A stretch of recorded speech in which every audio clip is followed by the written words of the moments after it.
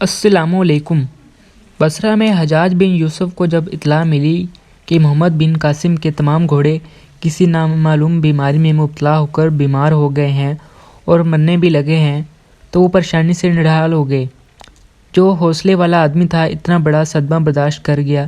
اس نے اسی وقت حکم دیا کہ بصرہ میں فوج کے جتنے بھی گھوڑے ہیں فوراً حاضر کیے جائیں۔ تھوڑی سی دیر میں 2000 گھوڑے قصر عمارت کے سامنے آ کھڑے ہوئے۔ حجاج نے دوسری کارروائی یہ کی کہ شہر کے تمام مسجدوں کے اماموں کو، علماء اور کئی دیگر متقی افراد کو طلب کیا۔ سندھ میں ہم جو آفت نازل ہوئی اس کے علاج صرف دعا ہے۔ حجاج نے اماموں اور علماء وغیرہ سے کہا، سندھ میں اپنے سوار دستوں کے تمام گھوڑے کسی ایسی بیماری میں مبتلا ہو گئے ہیں جس کا کوئی علاج نہیں، گھوڑے مرنا شروع ہو گئے ہیں۔ آپ اندازہ کر سکتے ہیں کہ ہمارے نوجوان سپہ سالار کو کیسی ہولناک مصیبت میں گرفتار ہو گیا ہے۔ وہ دشمن کا ملک ہے، دشمن اس پر حملہ کرے گا تو نتیجہ کیا ہوگا؟ دشمن ضرور حملہ کرے گا۔ اس نوجوان لڑکے اور اس کے لشکر کو صرف دعائیں بچا سکتی ہیں۔ اللہ کے حضور گڑ گڑاؤ اور رو، سجدے کرو اور اللہ سے دعا مانگو۔ پھر حجاج نے منوں کے حساب سے روئی سرکہ فوراً اکٹھا کرنے کا حکم دیا۔ جوں جوں روئی آتی جا رہی تھی حجاج کے حکم سے اس کے سر میں بھگوتے اور دھوپ میں رکھتے جا رہے تھے۔ روئی آتی رہی، سرکہ بھی آتا رہا۔ سرکے میں بھیگی ہوئی خشک ہو جاتی تو اسے پھر سرکے میں بھگو دیتے تھے تاکہ روئی زیادہ سے زیادہ سرکہ اپنے اندر جذب کر لے۔ جب روئی خشک ہو گئی تو اس کی گانٹھیں بنا کر 2000 گھوڑوں کے ساتھ سندھ روانہ کر دی گئیں۔ یہ گھوڑے جس آدمی کے ذمہ داری میں بھیجے گئے اس کا نام تیار تھا۔ وہ گھوڑوں کے امراض کا ماہر تھا۔ حجاج بن یوسف نے محمد بن قاسم کے نام پیغام بھیجا جس میں اس نے لکھا کہ گھوڑوں کے اس خطے کا غذا ہضم کرنے میں دشواری پیش آ رہی ہے اور یہ غذا گھوڑوں کو راس نہیں آئی۔ سرکے میں بھگو کے خشک کی ہوئی بھیجی جا رہی تھی۔ تھوڑی سی روئی پانی میں ڈال کر نچوڑے گے تو تمہیں سرکہ حاصل ہوگا۔ سرکے کے علاوہ یہ پانی ہر روز 2-3 مرتبہ گھوڑے کے منہ میں ڈلواتے رہنا، گھوڑے صحت یاب ہو جائیں گے۔ مسجدوں میں دعائیں مانگی جا رہی تھیں، نوافل پڑھے جا رہے تھے۔ سارے شہر بصرہ میں یہ خبر پھیل گئی، عورتیں گھروں میں دعائیں مانگنے لگیں، گھر گھر وظیفہ پڑھنے لگے۔ خلیفہ وقت کو بھی محمد بن قاسم کی درپیش صورتحال سے آگاہ کر دیا گیا۔ خلیفہ عبدالملک میں ہر جمعے کے خطبے میں لوگوں کو محمد بن قاسم اور اس کے لشکر کی نجات اور کامیابی کی دعا کے لیے کہنے لگے۔ اللہ تبارک و تعالیٰ نے دعائیں قبول کر لیں اور 2000 تازہ دم گھوڑے بروقت پہنچ گئے، ورنہ خطرہ یہ نظر آ رہا تھا کہ حجاج کے بھیجے ہوئے گھوڑوں سے پہلے طرح کے گھوڑے آ جائیں گے جن پر مسلح سوار ہوں گے۔ 2000 گھوڑوں کے ساتھ بیمار گھوڑوں کا علاج بھی پہنچ گیا۔ اس نے بہت سے بیمار گھوڑوں کو بچا لیا۔ محمد بن قاسم نے اس مقام پر قیام ضرورت سے زیادہ لمبا کر دیا۔ حجاج اس کے پیغام کا منتظر رہا کہ دریا عبور کر لیا گیا ہے اور دور کے فوج کے ساتھ جنگ شروع ہو گئی ہے، لیکن کوئی پیغام نہیں آ رہا تھا۔ حجاج کو اپنا خفیہ ذرائع سے معلوم ہوا کہ محمد بن قاسم بلا وجہ وہاں رکا ہوا ہے۔ حجاج کو یہ اطلاع بھی ملی تھی کہ سسیم پر ایک ہندو حاکم نے دھوکے سے قبضہ کر لیا تھا اور اس سے قبضہ چھڑا لیا گیا۔ حجاج اس اطلاع پر بہت برہم ہوا کہ سسیم میں صرف سرغناؤں کو سزائے موت دی گئی اور جو ہندو فوجی دھوکے سے قلعے میں داخل ہوئے اور جن ہندوؤں نے انہیں اپنے گھروں میں چھپایا تھا ان سب کو چھوڑ دیا گیا ہے۔ حجاج نے یہ ساری باتیں سامنے رکھ کر محمد بن قاسم کو تحریری پیغام بھیجا جو طریقوں میں محفوظ تھا۔ میں حیران ہوں کہ تم ابھی تک وہیں ہو اور ابھی تک دریا عبور کرنے کی کوشش نہیں کی۔ کیا تم دشمن پر رحم کرنا چاہتے ہو؟ مجھے تمہارا یہ رویہ پسند نہیں کہ دشمن کو امان دیتے اور جان بخشی کرتے۔ عداوت پیدا ہو جائے تو ایمان نہیں دینی چاہیے۔ تم گناہ گار و بے گناہ کو یکساں سمجھتے ہو۔ دشمن کہنے لگا کہ یہ تمہاری کمزوری ہے۔ کیا تم بھول گئے ہو کہ خدا ذوالجلال نے تمہاری ایسی عقل سے نوازا ہے جو ہر کسی میں نہیں ہوتی؟ تم اس عقل سے کام کیوں نہیں لیتے؟ اور تم وہاں بیکار بیٹھے دشمن کو مزید تیاری کا موقع دے رہے ہو۔ اور تمہارے مشیر کیا کہہ رہے ہیں؟ میرا یہ پیغام انہیں بھی سنا دینا۔ جنگ میں دشمنوں کو دھوکہ دیا جاتا ہے، ظاہر کچھ اور کر کے یا کچھ اور جاتا ہے۔ تم وقت ضائع کرتے رہو گے تو جنگ کے اخراجات بڑھتے جائیں گے۔ حکومت اور حکمت عملی کی طرف سے توجہ دو، لشکر کی جرأت مندی اور بے خوفی کو نظر انداز نہ کرنا۔ لشکروں کو حوصلہ دور اندیشی اور ظرف کی کشادگی سے مضبوط کر دو۔ راست گوار ہو، راست کو احترام کرو، ثابت قدم رہو اور ذکر ہی عبادت دل جان سے ادا کرو۔ مجھے یہاں بیٹھے دریائے مہران سے سندھ نظر آ رہا ہے۔ دریا بیٹ کے قریب سے عبور کرنا کیونکہ وہاں دریا تنگ ہے، پانی گہرا اور تیز ہے، لیکن وہیں سے پار جانا آسان ہوگا۔ کشتیوں کا پل بنا لینا، مقامی لوگوں کا استعمال کرنا، وہ تمہیں کشتیاں اکٹھی کر دیں گے۔ اصل مدد تو اللہ سے مانگنا، اللہ کو اپنے ساتھ سمجھنا۔ جب تم بے خوف ہو کر دریا عبور کرو گے اور حوصلے سے دشمن کو للکارو گے تو وہاں کے لوگ تم پر تمہارا رعب بیٹھ جائے گا اور دل و جان سے تمہاری اطاعت قبول کر لیں گے۔ اس پیغام کے ساتھ حجاج نے خلیفہ کو حکمنامہ بھیجا کہ جس کے تحت محمد بن قاسم کو سندھ کا امیر گورنر مقرر کیا گیا تھا۔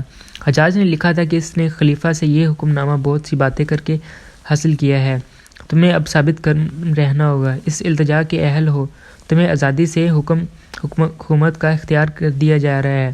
محمد بن قاسم اپنے حالات کو خود ہی بہتر سمجھتا تھا، اس نے جاسوسوں کو ہر طرف پھیلا رکھا تھا، عرب کے باغی علاقوں اور اس سلسلے میں اس کی مدد کر رہے تھے۔ دہرہ کی فوج دوسرے کنارے پر تھی، وہ ہاتھیوں کی تعداد میں بھی اضافہ کر رہا تھا، ہندوستان سے مزید ہاتھی آ رہے تھے۔ اس نے اپنی فوج حاکموں سے کہا تھا کہ وہ اس لڑائی کو فیصلہ کن بنائے گا اور اس میدان میں مسلمانوں کا نام نشان مٹا کر سندھ کو ہمیشہ کے لیے محفوظ کر دے گا۔ محمد بن قاسم محتاط ہو کر آگے بڑھنا چاہتا تھا، حجاج کے پیغام نے اسے گرمار دیا۔ وہ حجاج کے ان الفاظ کو برداشت نہ کر سکا، تم وہاں بیکار بیٹھے ہو اور وقت ضائع کر رہے ہو، میرا چچا ہمیں تیر سمجھتا ہے۔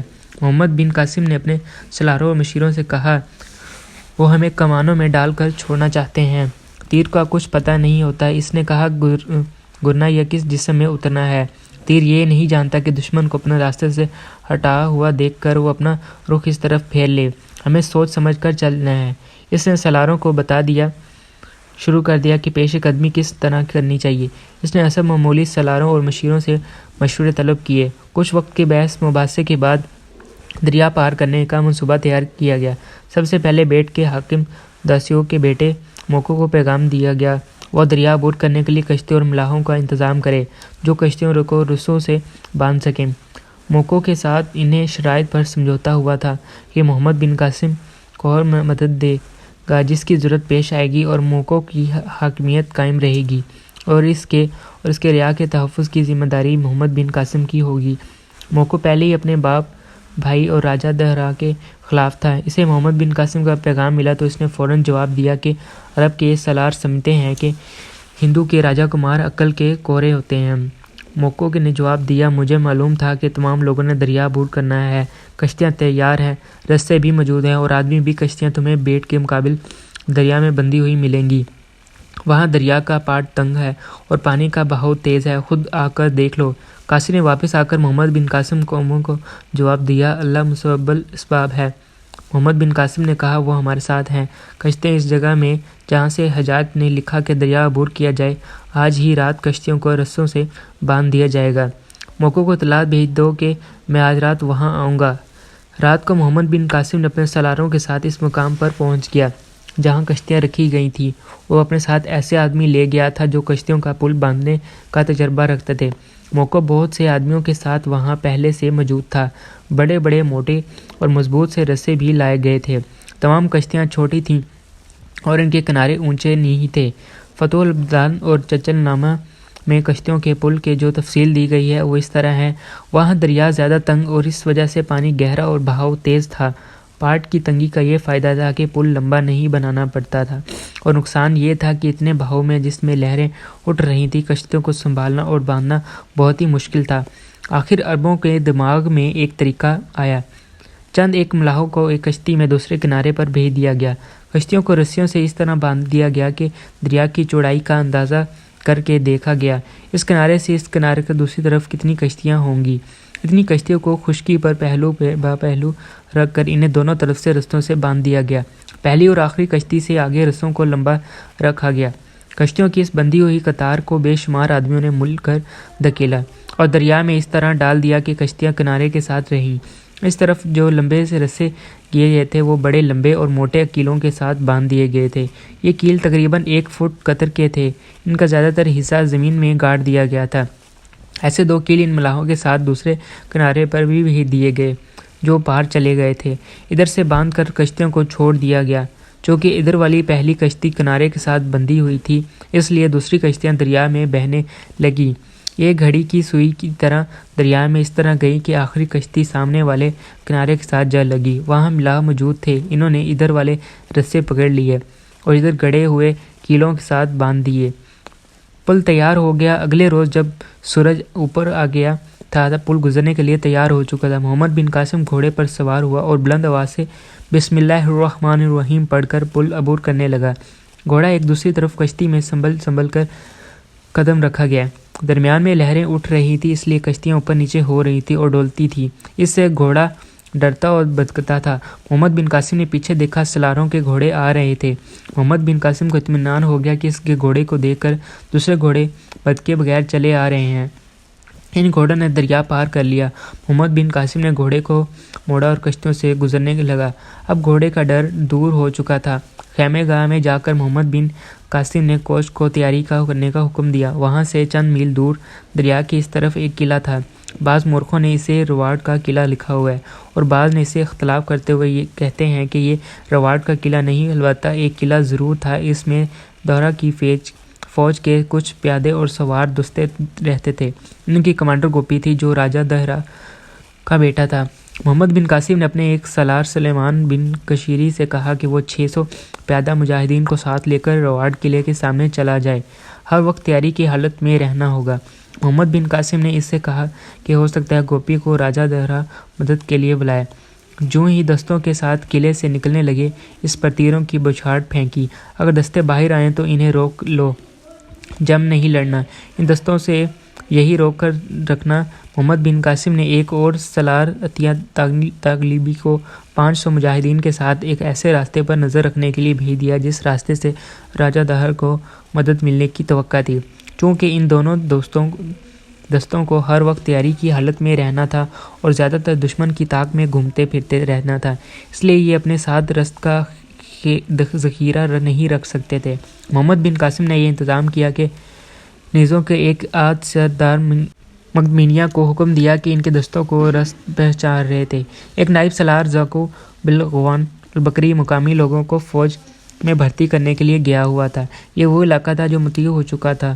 ذکو نے ان گلوں نے لوگوں کو اتنی زیادہ تنخواہیں پیش کی جو دور کی فوجیوں کی تنخواہوں سے خاصی زیادہ تھی۔ بڑی اچھی خوراک اور مال غنیمت میں سے حصے کا بھی لالچ دیا گیا۔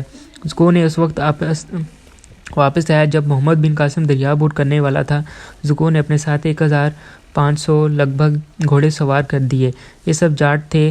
بعض مورخوں نے انہیں جت اور دونے کا جات لکھا ہے۔ ان کے علاوہ کچھ ٹھا کر ذکون بھی ان کے ساتھ آ گئے۔ مکو بھی آ گیا، تم سب ہماری فوج میں آئے ہو۔ محمد بن قاسم ترجمان کی مدد سے ان 1500 سواروں سے کہا کہ ہم بڑی عزت اور مسرت سے تمہارا استقبال کرتے ہیں، ہم تمہیں اجرتی قاتل میں نہیں سمجھیں گے، تمہیں وہ تمام حقوق ملیں گے جو عرب کے سپاہیوں کو ملتے ہیں۔ اب آپ کو غلام نہ سمجھنا، اسلام کسی انسان کو غلام بنانے کا اجازت نہیں دیتا۔ میں تمہیں ایک بات بتا دیتا ہوں کہ اپنا مذہب بدلو یا انہیں بدلو، وفاداری نہ بدلنا۔ اگر تم نے میدان جنگ میں جا کر وفاداری بدلنے کی کوشش کی تو اس کی سزائے موت سے کم نہیں ملے گی۔